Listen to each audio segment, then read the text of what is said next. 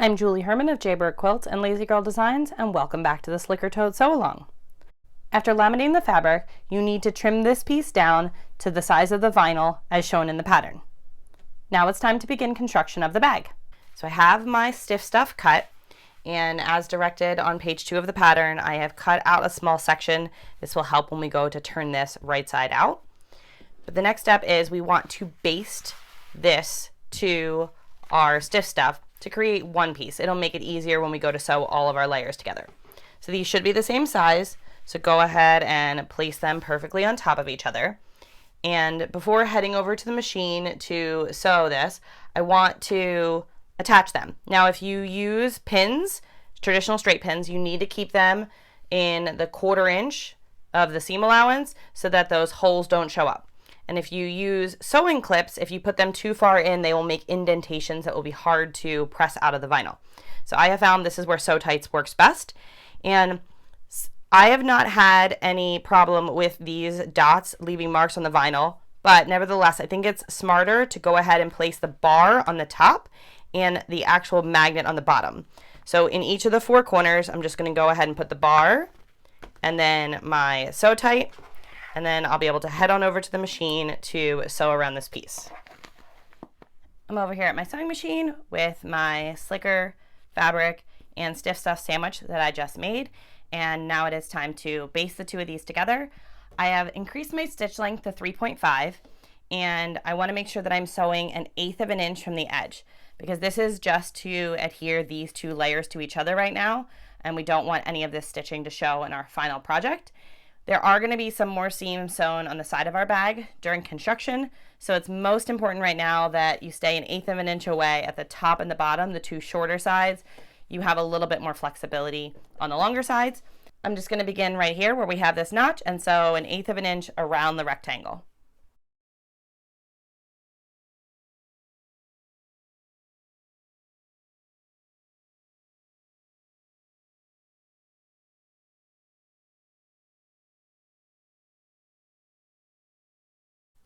And if anything slid, it looks like mine slid a little bit here, just go ahead and smooth everything out to keep it nice and flat.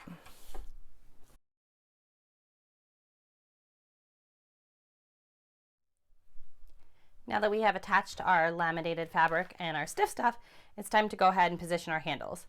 You may notice that most of the time I work with my cutting mat with the back up, not the grid. That's the quilter in me that really likes precision, and these lines are not often as accurate as rulers, so I don't trust mat lines when it comes to quilting. I trust rulers. Same is not the true for bag making. These can come in handy for bag making, which does not have to be as precise sometimes as quilt making does. So they can come in handy for this step. So I'm just going to simply line this up, and following the directions on page 2 if you have the printed pattern, page 3 if you have the PDF, we're going to go 5 inches in from the end to our handle, and then I'm going to get my handy dandy Sew Tights again. They're strong, which is a good thing. And put that on, and then bring my handle around, and you want to make sure that you don't flip it or twist it. So you can see the side kind of has the orangey with the yellow, and this is just orange. You want to keep the same side of the handle up and bring it around, and 5 inches from the outside again.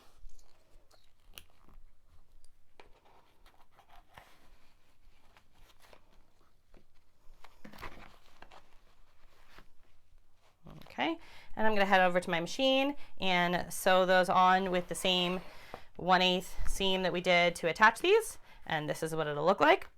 And then we need to fold this out of the way so that it does not have as much height to it for attaching the next piece. So this is the one place that I do suggest using regular old straight pins. You're gonna keep your handle, you don't want to pin it in one place because then it kind of pulls them in, and when you go to sew your other piece on, they might end up angled. So you want to keep these straight, and then you want to flatten this. So you have it like this, and then you're just gonna take a straight pin, and I like to start from the top and then come back and kind of have my pin, the pointy part of my pin, right at the fabric there. That way it's not scratching the vinyl, and it's also not super elevated and scratching me. Those would be bad things. So I'm gonna go in where the bulk is and try and come out right where that is. Yep, great. So coming out right there. So I'm going to head over to the machine and sew this one on and get that one flattened as well. Now that both handles are basted and attached and we have pinned them out of the way, make sure they're not pinned to the vinyl, it's time to go ahead and add the lining. So the lining piece should be the same size as the bag. And so you're just going to line them up. And you can follow Joan's directions to use straight pins around the edges and pin just in the 1/4 inch seam allowance. But I find this is, again, where the sew tights work really, really well. So I'm just going to put them in each corner. You want to be careful using sewing clips because those can leave indentations in the vinyl, and that would not be very attractive for our finished project. So go ahead and clip these in place and then head back over to the machine, and we're going to sew 1/4 inch around, and we're going to leave an opening, and that opening is going to be where we cut away our stiff stuff. So I'll flip this over to the back to remind you. So earlier we cut out 1/4 inch right here. So we're going to sew 1/4 inch around our piece and leave this section right here open for turning the project. I'm over here at my machine to sew my 1/4 inch around my bag, and I'm going to start right here where I have cut out that piece of stiff stuff. And this is going to be the opening that I leave.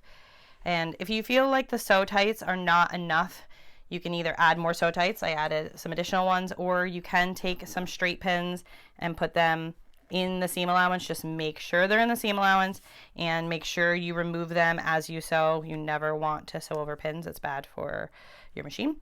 So go ahead and sew your 1/4 inch. And one last note is, it is 1/4 inch, but what's most important here is that you are consistent. If you are a little bit generous or a little bit less than 1/4 inch, that's okay. This is not piecing like I usually am teaching with quilting. This is bag making. We have some flexibility here. So what's most important is that you are consistent. So if you have a slightly generous or exact 1/4 inch, that's okay. You don't need to be as focused on your 1/4 inch as we are when we're quilting. So let's get started.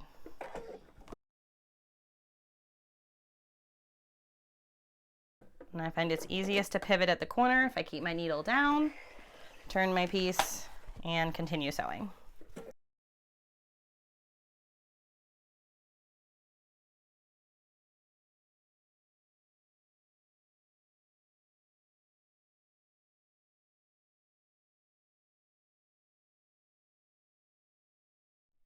After sewing around, make sure to remove all sew tights and pins. And then we are going to snip off the excess in our corners. So just help us when we go to turn it right side out so that they'll be able to poke out and be nice and crisp. We're going to do that on all 4 corners. Now it is time to turn this right side out. And I just want to prepare you, the vinyl is going to get wrinkled. It's okay, we're going to fix it, and it's going to feel possibly a little strange if you've never turned stiff stuff or vinyl before. They're just a little bit different than many products on the market. So I like to stick my hand in the hole. I like to stick my left hand in, and I like to go and grab one side of the bag and kind of fold it all together and then pull it out through the hole.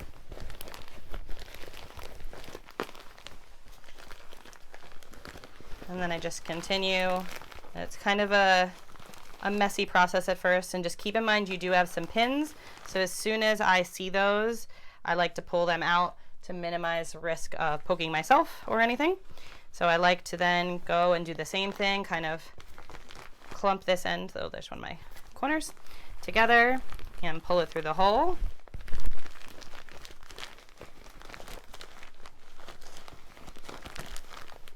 When I see my handle pop out, and go ahead and remove those pins. So now there are no pins left in my project.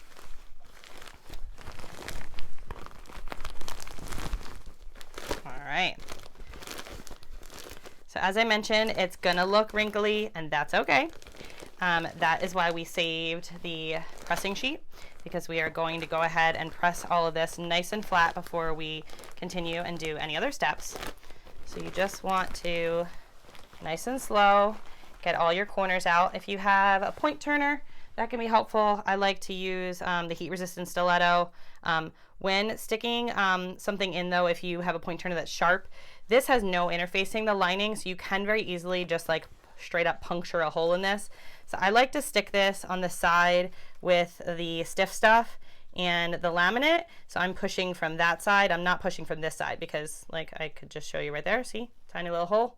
You can very easily pop a hole, which would not be ideal. So I like to push from the side that has the interfacing. You get a nice crisp corner.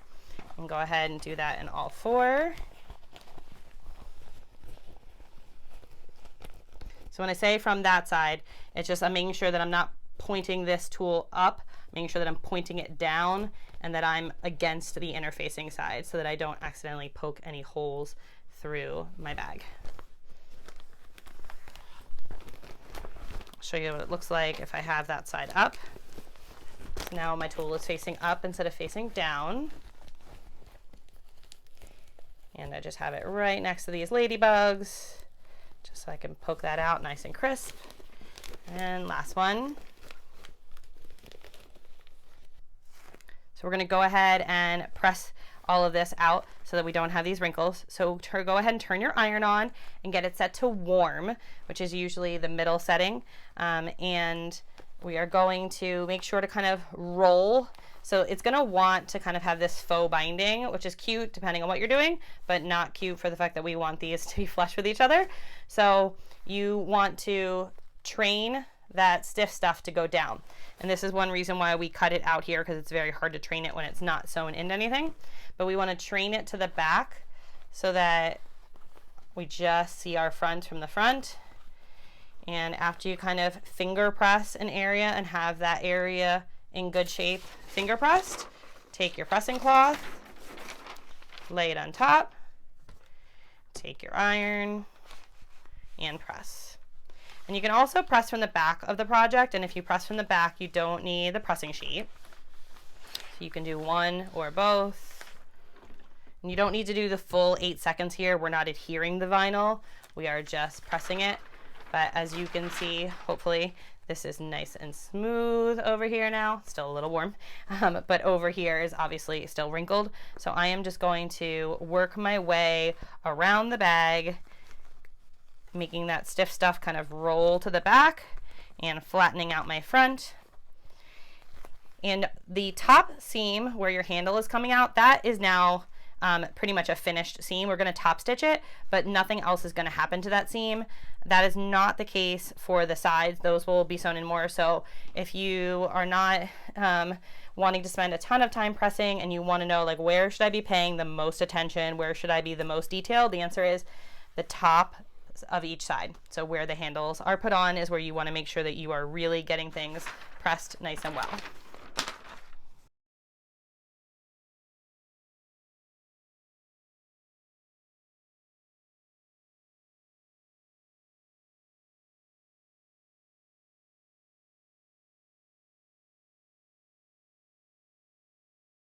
Now that I have pressed everywhere but here, what we want to do is turn this 1/4 of an inch in, and we want to turn this 1/4 of an inch in as well.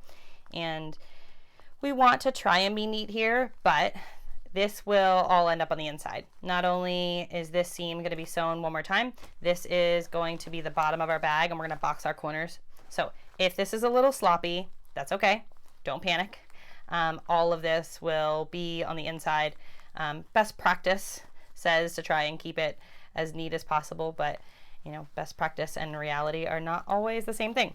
And I'm not going to pretend like they are. So I'm going to hold that in place. Pressing sheet.